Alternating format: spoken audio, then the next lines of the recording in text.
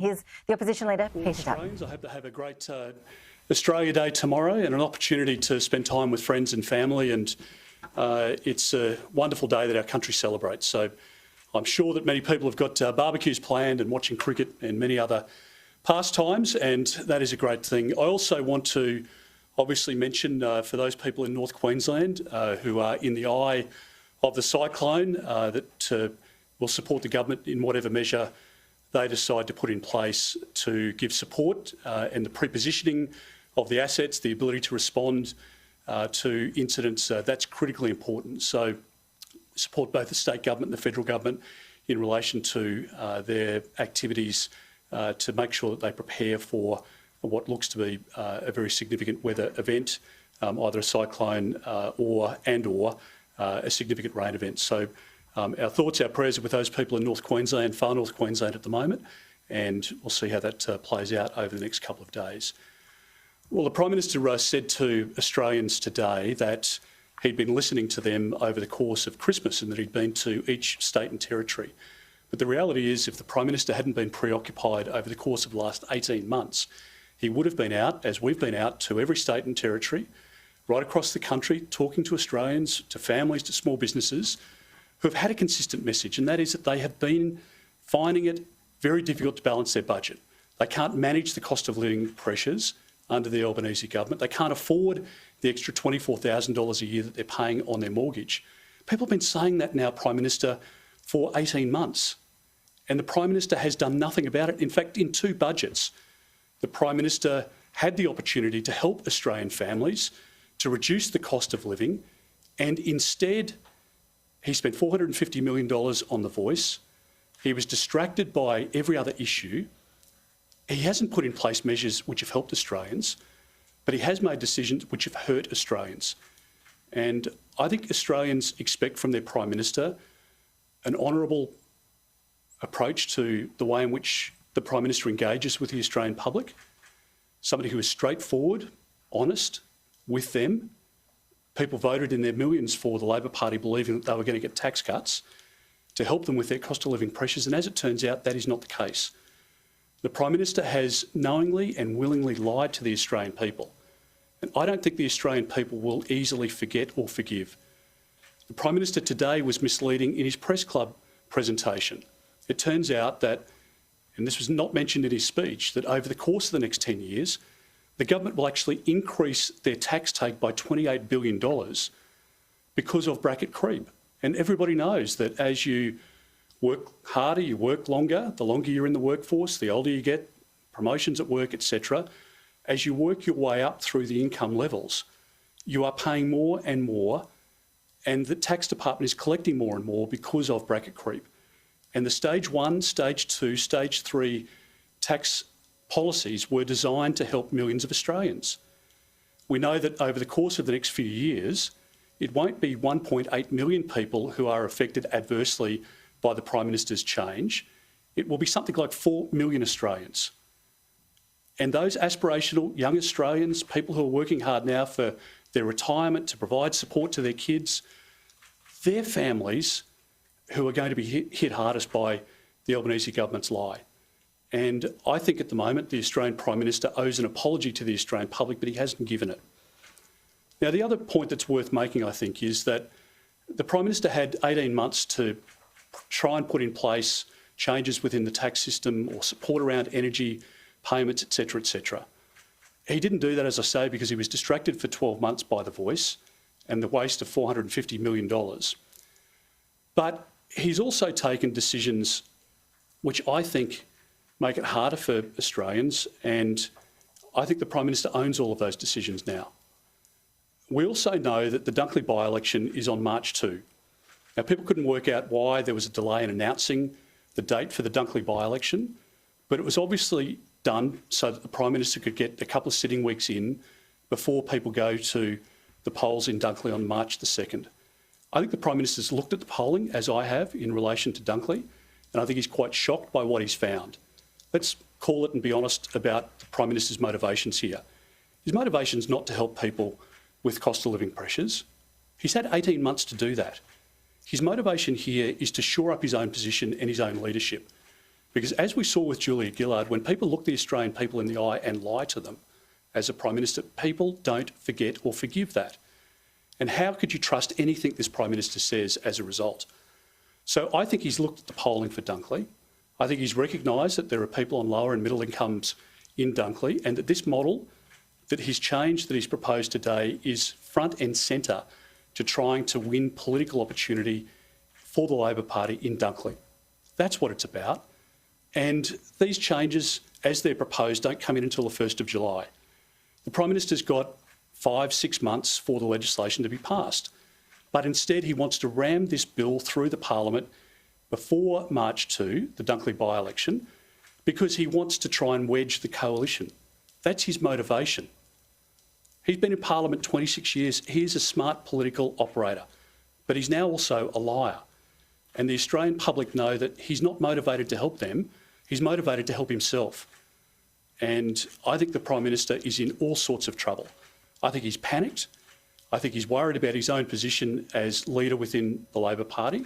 And as we saw with Julia Gillard, this is a slippery slope, because I think Jim Chalmers and Bill Shorten have set the Prime Minister up for a massive fall.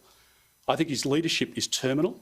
And I think if the Prime Minister has a very significant change to make, and that he wants to renege on an election commitment he's taken to the last 2 elections, I think he should call an election and put the change position to the Australian people and let them be a judge of his character, whether he's fit to be Prime Minister of this country, whether they could ever trust him again. And I'd say to the people of Dunkley and to the broader Australian people, if this Prime Minister is prepared to look your neighbour in the eye and lie to him or her, you are next.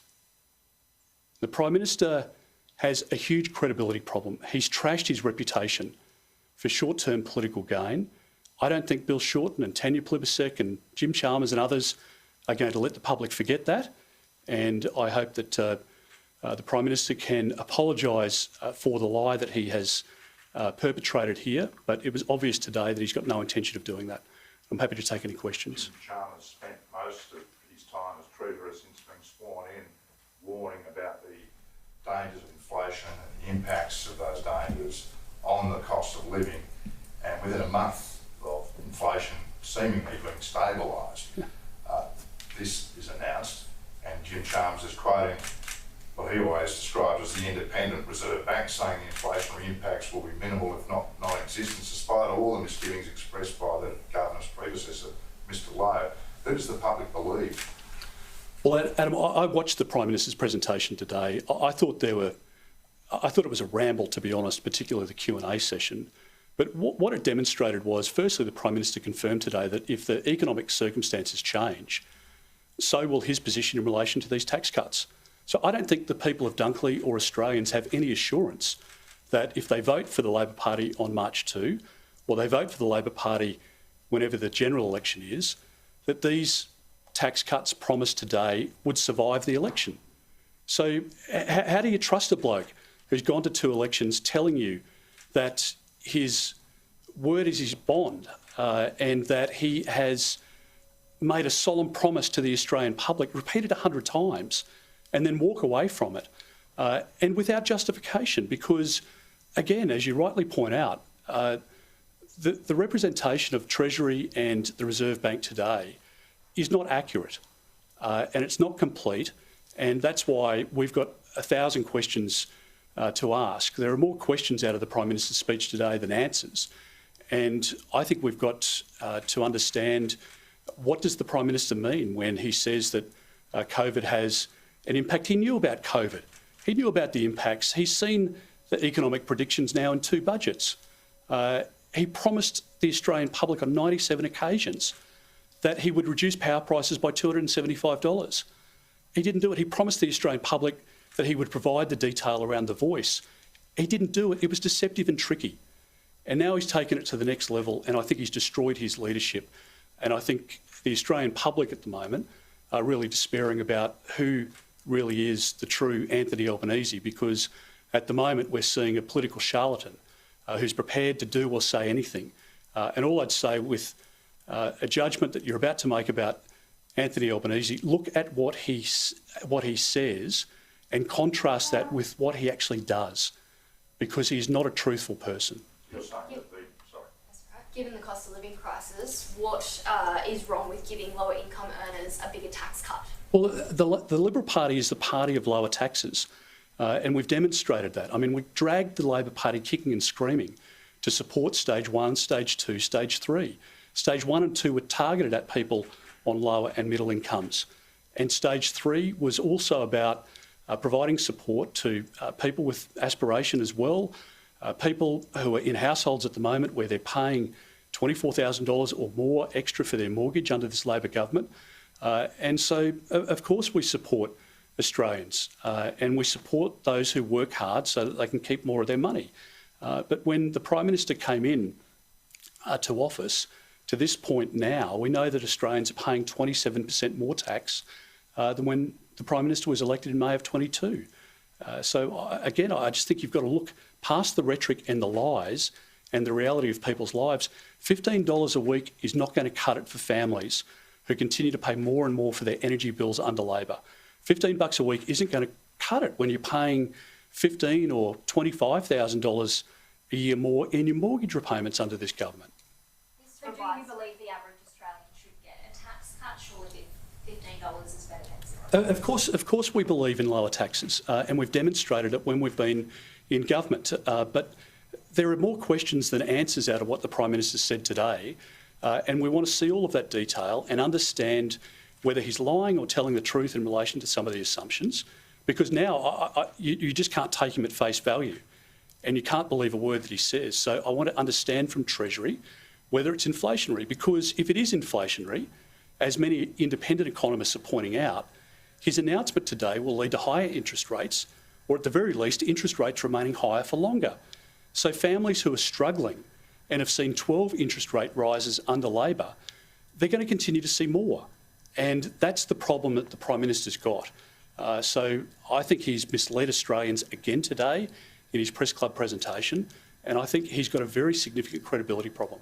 You predicted accurately that those wage rises introduced when Labor first came into power will be swallowed up quickly by inflation. Is there a danger that this could happen again, given that there hasn't been any patience in terms of waiting to see whether inflation will stabilise over an extended period of time? Because, as you say, there's an imperative to rush it through ahead of political concerns. Yeah, I guess the broader point I'd make here is that it was always going to be harder under Labor, always going to be harder under Anthony Albanese, and we predicted that before the election. They don't know how to manage the economy. They don't know how to manage the budget. They don't know how to put in place structural reforms of the taxation system that provides incentive. At the moment, they're preoccupied, well, with the voice, now with the ports and what we're seeing with the CFMEU. Their objective is to please the unions, not the workers. So please the union bosses, but not the workers. And I think the government is all at sea when it comes to understanding what to do when it comes to cost of living. We know that food's up by 9%. We know that when you go to the supermarket now, you're paying more for every grocery item because of the government's energy policy. Everybody in the supply chain is paying more for their electricity and gas under this government, and it's being passed on. The businesses aren't absorbing that. They can't. The consumer's paying more for every item when they go to the supermarket. You're paying more for your insurance. Petrol's back over $2 a litre. And I don't think that people can afford much more of Labor. Do you think the timing of the meeting that Queensland Premier Stephen Miles had with the supermarkets last week is suspicious in any way, given today's announcement by his federal colleagues? They seem to be sheeting responsibility home directly to the two major retailers. Do you think there's merit in that? Well, I think there's merit in getting a better understanding of why companies like Woolworths are more focused on the culture wars than they are on bringing down prices. And I think Brad Banducci and other CEOs should be more interested in a war on prices so that consumers can benefit from it than a war on Australia Day or our days of national significance in this country. I think that much is very clear. In relation to Premier Miles, I mean, Premier Miles owns every decision of Anastasia Palaszczuk over the last 9 years. He sat around the cabinet table. He was her deputy, sat at her side, made every decision from the Gabba on. So if Stephen Miles says that he's got the answer, well, the fact is that he was part of the problem and he created the problems that he now says he's got an answer to. And again, I just don't think he's got credibility. If you were to win the next election, would you repeal Labor's stage 3 tax cuts? Well, again, I think what is important today is to concentrate on what is a huge betrayal by Anthony Albanese of the Australian people. We'll have a look at all the details, all of the facts, all of the figures, make our position known in due course. But this has been done for purely political reasons. He's done it because he's panicked about his position within the Labor Party. He's done it because he's panicked with the Dunley by-election coming up. And I think for a Prime Minister to lie to the Australian public the way that Anthony Albanese has, I don't know how he recovers from that, because people might have a dim view of politicians, fair enough. But the fact is that the blatant lying like this, I've been in Parliament for 2 decades. I've served under 4 Liberal Prime Ministers. I've observed 4 Labor Prime Ministers very closely. The only thing that comes close to this is Julia Gillard's betrayal. It destroyed her reputation, it destroyed her leadership, and the Australian public could never trust her again. And the fact is that Anthony Albanese now has made exactly the same mistake.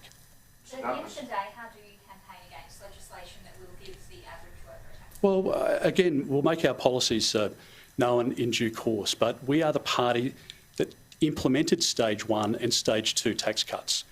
The Limedo was introduced by the coalition. We are the party of lower taxes. The Labor Party is the party now of ripping $28 billion over the medium term from Australian taxpayers to pay for their problems. Labor always has a tax problem because they have a spending problem. They've just put 10,000 more public servants into Canberra at a time when Australians believe that that money would be better spent helping them. They've done all sorts of inflationary things in their budgets, and they've made a situation bad for Australians. And I get that Australians are hurting, and I want to get into government so that we can manage the economy effectively, so that people can get back to providing support to their families, to making sure that their small businesses grow, to making sure that our economy prospers. Because Labor is in the process of trashing our economy, of trashing people's budgets, not just families, but small businesses, medium businesses as well.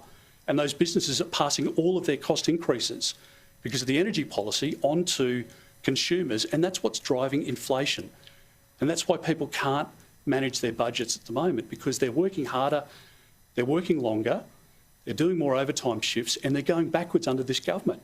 And that's why the Prime Minister's starting to panic, because every Labor government stuffs up the economy. And this government is in the process of repeating exactly the same mistakes of Whitlam and Hawke and Keating.